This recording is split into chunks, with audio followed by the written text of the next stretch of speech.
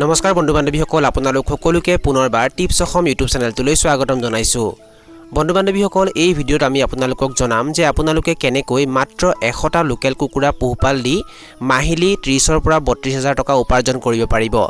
বন্ধু বান্ধৱীসকল, এই ভিডিঅ'টো আপোনালোকে প্ৰথমৰ পৰা শেষলৈ ভালদৰে চাব।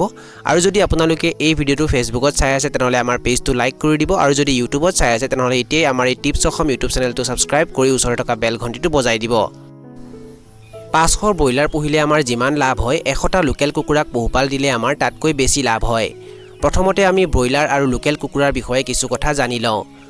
ব্ৰইলাৰক বিক্ৰীৰ উপযুক্ত হ'বৰ বাবে 45 দিন সময় লাগে, কিন্তু লোকেল কুকুৰাক বিক্ৰীৰ উপযুক্ত হ'বৰ বাবে 4 মাহ সময় লাগে।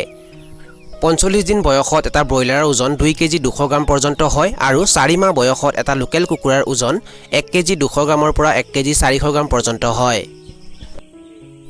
এটা জীৱিত ব্ৰইলাৰ কুকুৰাৰ মূল্য 400 টকা পৰ্যন্ত হয়, আৰু এটা জীৱিত লোকেল কুকুৰাৰ মূল্য 600 টকা বা তাতকৈ অলপ বেছিও হ'ব পাৰে। এটা ব্ৰইলাৰৰ পোৱালিৰ মূল্য 40ৰ পৰা 50 টকা পৰ্যন্ত হয়, আৰু সেইটো ঠাইভেদে আৰু ছিজনভেদে বেলেগ বেলেগ হয়। তথাপিতো এটা ব্ৰইলাৰৰ পোৱালিৰ মূল্য যদি 50 টকা হয় আৰু যদি আপোনালোকে 500টা ব্ৰইলাৰৰ পোৱালি ক্ৰয় কৰে তেনেহ'লে আপোনালোকৰ 25,000 টকা খৰচ হ'ব। আৰু এটা লোকেল কুকুৰাৰ পোৱালিৰ মূল্য 40ৰ পৰা 45 টকা পৰ্যন্ত হয়, আৰু যদি এটা লোকেল কুকুৰাৰ পোৱালিৰ মূল্য 45 টকা হয় আৰু যদি আপোনালোকে 100টা লোকেল কুকুৰাৰ পোৱালি ক্ৰয় কৰে তেনেহ'লে আপোনালোকৰ 4,500 টকা খৰচ হ'ব। 500 ব্ৰইলাৰক 45 দিনলৈ পোহপাল দিবৰ বাবে 2000 কেজি অৰ্থাৎ 50 কেজি ওজনৰ 40 বস্তা দানাৰ প্ৰয়োজন হয়। আৰু যদি আপোনালোকে ব্ৰইলাৰক সিহঁতৰ কাৰণে যি দানা আহে সেইটোৰ বাহিৰে ঘৰত প্ৰস্তুত কৰা দানা খুৱায় তেনেহ'লে 45 দিন বয়সত সিহঁতৰ ওজন 2 কেজি 200 গ্ৰাম হোৱাটো অসম্ভৱ। আৰু 50 কেজি ওজনৰ এবস্তা দানাৰ দাম যদি আমি 2600 টকাকৈ হিচাপ কৰোঁ তেনেহ'লে 40 বস্তা দানাৰ দাম হ'ব 1,04,000 টকা।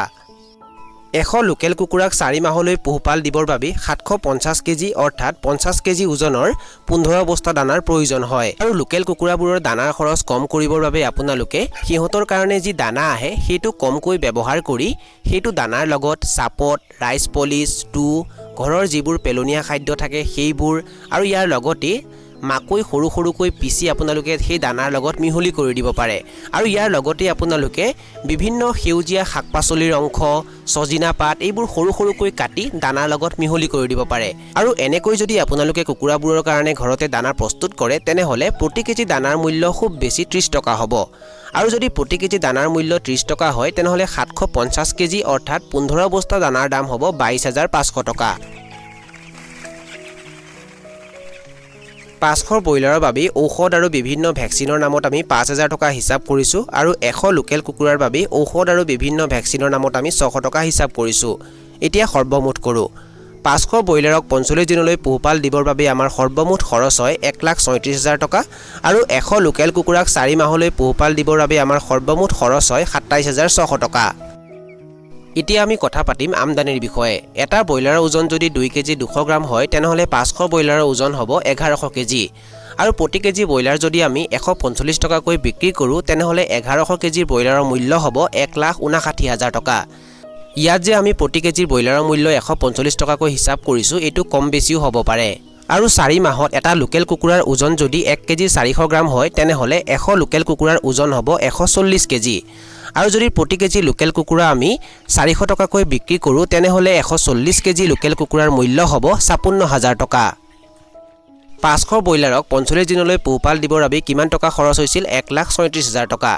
আৰু যদি আমি 1,59,000 টকাৰ পৰা 1,37,000 টকা বিয়োগ কৰি দিওঁ তেনেহ'লে কিমান হয়? 25,500 টকা। মানে 500 ব্ৰইলাৰৰ পৰা আমি 45 দিন বয়সত কিমান লাভ অৰ্জন কৰিব পাৰোঁ? 25,500 টকা। আৰু 100 লোকেল কুকুৰাক 4 মাহলৈ পোহপাল দিওঁতে আমাৰ কিমান টকা খৰচ হৈছিল? 27,600 টকা। আৰু যদি আমি 56,000 টকাৰ পৰা 27,600 টকা বিয়োগ কৰি দিওঁ তেনেহ'লে কিমান হয়? 28,400 টকা। মানে 4 মাহ বয়সত আমি 100 লোকেল কুকুৰাৰ পৰা কিমান লাভ অৰ্জন কৰিব পাৰোঁ? 28,400 টকা। 500 ব্ৰইলাৰৰ পৰা আমি 45 দিন বয়সত 25,500 টকা লাভ অৰ্জন কৰিব পাৰোঁ, আৰু 100 লোকেল কুকুৰাৰ পৰা 4 মাহত আমি 28,400 টকা লাভ অৰ্জন কৰিব পাৰোঁ। এতিয়া কথা পাতিম পইচা আৰু সময়ৰ বিষয়ে।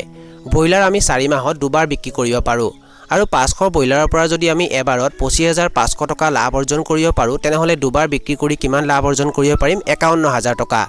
আৰু 51000 টকাক যদি আমি 4ৰে হৰণ কৰোঁ তেনেহলে কিমান হয় 12750 টকা মানে আমি 500 ব্ৰইলাৰ পুহি প্ৰতি মাহে কিমান টকা উপাৰ্জন কৰিব পাৰো 12750 টকা আৰু লোকেল কুকুৰা আমি 4 মাহত এবাৰে বিক্ৰী কৰিব পাৰো 100 লোকেল কুকুৰা 4 মাহত এবাৰ বিক্ৰী কৰিলে আমি কিমান লাভ অৰ্জন কৰিব পাৰো 28400 টকা আৰু 28400 টকাক যদি আমি 4ৰে হৰণ কৰি দিও তেনেহলে কিমান হয় 7100 টকা মানে 100 লোকেল কুকুৰাক পোহপাল দি আমি প্ৰতি মাহে 7100 টকা উপাৰ্জন কৰিব পাৰো ইয়াত যদি আমি চাও তেনেহলে লোকেল কুকুৰাতকৈ ব্ৰইলাৰত বেছি লাভ হোৱা দেখা আছে কিন্তু আমি যদি অলপমান মগজু ব্যৱহাৰ কৰি প্ৰতি মাহে 100 নতুন লোকেল কুকুৰাৰ পোৱালি ভৰাই থাকো তেনেহলে আমি মাহিলি 100 লোকেল কুকুৰাৰ পৰা 28400 টকাৰ পৰা 30000 টকা পৰ্যন্ত উপাৰ্জন কৰিব পাৰো চাওক বন্ধু বান্ধৱীসকল লোকেল কুকুৰাবোৰক আমি সৰু ডাঙৰ একেলগে মিলাই ৰাখিব পাৰো প্ৰথম মাহত আমাৰ লগত থাকিব 100 লোকেল কুকুৰা দ্বিতীয় মাহত নতুন 100 লোকেল কুকুৰাৰ পোৱালিৰ লগত হ'ব 200 কুকুৰা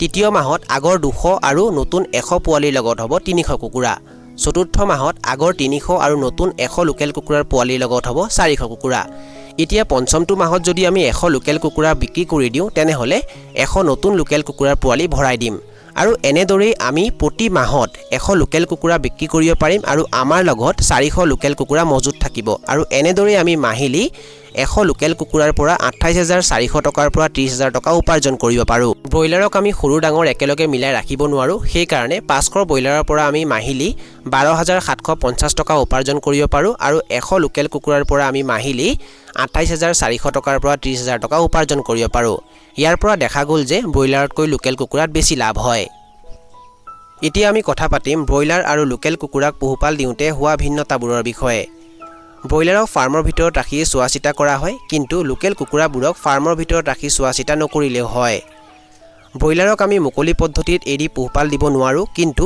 লোকেল কুকুৰাবোৰক আমি মুকলি পদ্ধতিত এৰি পোহপাল দিব পাৰো ব্ৰইলাৰৰ বেমাৰ আজাৰ বেছি হয় কিন্তু লোকেল কুকুৰাবোৰৰ বেমাৰ আজাৰ বেছি নহয় ব্ৰইলাৰৰ মূল্য কম বেছি হৈ থাকে কিন্তু লোকেল কুকুৰাবোৰৰ মূল্য প্ৰায় একেই থাকে ব্ৰইলাৰ বিক্ৰী কৰোঁতে যদি এদিন পলম হয় তেনেহলে বহু টকাৰ লোকসান হৈ যায় কিন্তু লোকেল কুকুৰাবোৰ বিক্ৰী কৰোঁতে যদি দুদিন পলমো হয় তথাপিও একো লোকসান নহয় আৰু এনেদৰেই আপোনালোকে ব্ৰইলাৰতকৈ কম কষ্ট আৰু কম খৰচত লোকেল কুকুৰাক পোহপাল দি ব্ৰইলাৰতকৈ অধিক লাভ অৰ্জন কৰিব পাৰে আৰু যদি আপোনালোকে আমদানি বঢ়াব বিচাৰে তেনেহলে লোকেল কুকুৰাৰ সংখ্যা আপোনালোকে 100ৰ পৰা বঢ়াই 200 বা 300ও কৰিব পাৰে যদি আপোনালোকে এনেকৈ লোকেল কুকুৰাক পোহপাল দিয়ে তেনেহলে আপোনালোকে অধিক লাভান্বিত হ'ব পাৰিব লোকেল কুকুৰাবোৰৰ দানাৰ খৰচ কম কৰিবৰ কাৰণে আপোনালোকে কবিৰ পাত মূলা পাত সজিনা গছৰ পাত ইত্যাদি বিভিন্ন ধৰণৰ সেউজীয়া শাকপাচলিৰ অংশ সৰু সৰুকৈ কাটি আপোনালোকে দানাৰ লগত মিহলি কৰি দিব পাৰে এনেকৈ যদি আপোনালোকে কুকুৰাবোৰক পোহপাল দিয়ে তেনেহলে আপোনালোকৰ খৰচ আৰু কম হৈ যায় আৰু আপোনালোকে অধিক লাভ অৰ্জন কৰিব পাৰে বন্ধু বান্ধৱীসকল যদি আপোনালোকে এই ভিডিওটো ফেসবুকত চাই আছে তেনেহলে আমাৰ পেজটো লাইক কৰি দিব আৰু যদি আপোনালোকে ইউটিউবত চাই আছে তেনেহলে ইতি আমাৰ এই টিপছ অসম ইউটিউব চেনেলটো সাবস্ক্ৰাইব কৰি ওচৰতে থকা বেল ঘণ্টিটো বজাই দিব আৰু যিমান পাৰে ভিডিওটো নিজৰ বন্ধু বৰ্গৰ মাজত আৰু পৰিয়াল বৰ্গৰ মাজত শ্বেয়াৰ কৰি দিব এই ভিডিওটো ইমানতে সামৰণি মাৰিছো ধন্যবাদ